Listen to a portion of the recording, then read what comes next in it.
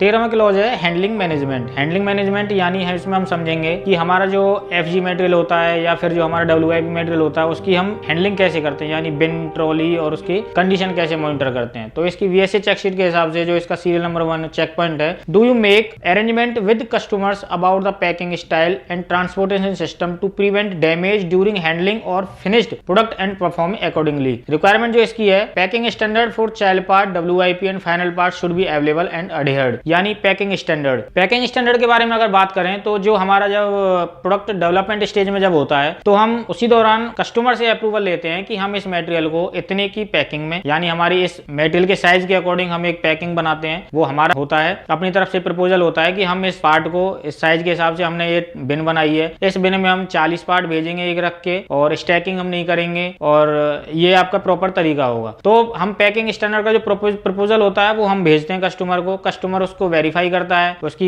Handling को देखता है, उसके ट्रांसपोर्टेशन को कंसीडर करता है और उसके बाद उस पर अप्रूवल देते हैं। तो हमने जो पैकिंग स्टैंडर्ड अपने बनाए हुए हैं उनको हमें फॉलो करना है, उनको अडेयर करना है, और पैकिंग जो स्टैंडर्ड है उसमें जो क्वांटिटी डली हुई है उस क्वांटिटी के अकॉर्डिंग ही हमारा पैकिंग होनी चाहिए। वो हमें लाइन पे जाके चेक करनी होती है। तो वो पैकिंग स्टैंडर्ड हमें फॉलो करने हैं। इसमें जो गैप मिलता है वो मिलता है approved packaging standard not available for child part. यानी जो मेरे चाइल्ड पार्ट होते हैं, यानी जो मेरे प्रेस शॉप से लेके वेल्ड असेंबली में जो आते हैं, तो प्रेस शॉप से लेके वेल्ड असेंबली में जो बीच